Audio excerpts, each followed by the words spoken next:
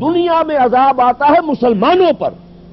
مسلمان ہو کر تم اگر اسلام پر عمل نہیں کرتے، دعویٰ تمہارا اسلام کا ہو اور عمل تمہارا کافرانہ ہو، نام لو تم محمد کا صلی اللہ علیہ وسلم اور اتباع کرو تم محمد کے دشمنوں کا، دعویٰ کرو اللہ اور اس کے رسول کی وفاداری کا اور تمہاری دوستیاں ہوں اللہ اور اس کے رسول کے دشمنوں سے، تم کہو اللہ اور اس کے رسول کے احکام کو ہم مانتے ہیں اور سودی کاروبار کر کے اللہ اور اس کے رسول کے خلاف اعلان جنگ کیے رکھو. اصل عذاب دنیا میں مسلمانوں پر آتا ہے، جیسے کہ پہلے یہودیوں پر آیا، اس لیے کہ ہم سے پہلے کی مسلمان امت وہی تھی. جب تک حضور صلی اللہ علیہ وسلم کی بعثت نہیں ہوئی وہی امت تھی. موسیٰ کے ماننے والے، تورات کے ماننے والے یہودی، یہ امت مسلمہ تھی. لیکن ان پر کیسے کیسے عذاب آئے. نبوکدنضر کے ہاتھوں برباد کرایا گیا، کبھی پھر یونانیوں کے ہاتھوں تباہی آئی، کبھی رومیوں کے ہاتھوں تباہی آئی.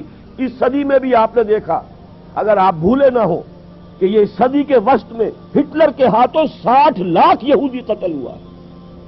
یہ کون ہے؟ اللہ کو بھی مانتے ہیں، حضرت موسیٰ کو بھی مانتے ہیں، تورات کو بھی مانتے ہیں، وہ تو مدعی ہے اللہ اور اس کے رسول کے ماننے والے، لیکن یہ کہ ان پر جو عذاب آئے وہ آپ کے سامنے ہے. اسی طرح کا عذاب ہم پر آ رہا ہے کہ تم نام لیتے ہو ہمارا اور عمل تمہارے خلاف ہے. کیوں کہتے ہو جو کرتے نہیں ہو؟ اللہ کے غضب کو اور اللہ کے غیظ کو اور غصے کو بھڑکانے والی ہے یہ بات کہ تم کہو جو کرتے نہیں. یہ ہے اصل سبب. اصل مجرم ہم ہیں، ہم دوہرے مجرم ہیں. ان کا جرم ایک ہے، انہوں نے انکار کر دیا، چھٹی ہوئی. ہم ہیں کہ جو ہر روز کہتے ہیں ایاک نعبد و ایاک نستعین، اور پھر اس دن میں 50 مرتبہ اللہ کا حکم توڑ رہے ہیں.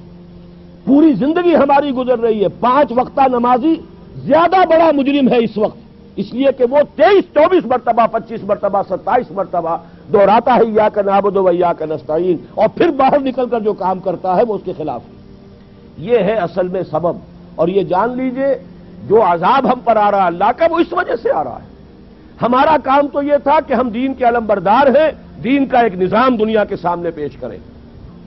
ایک انفرادی ماڈل ہوتا ہے. حضور صلی اللہ علیہ وسلم اپنی ذات میں ماڈل تھے. لقد کان لکم فی رسول اللہ اسوۃ حسنہ.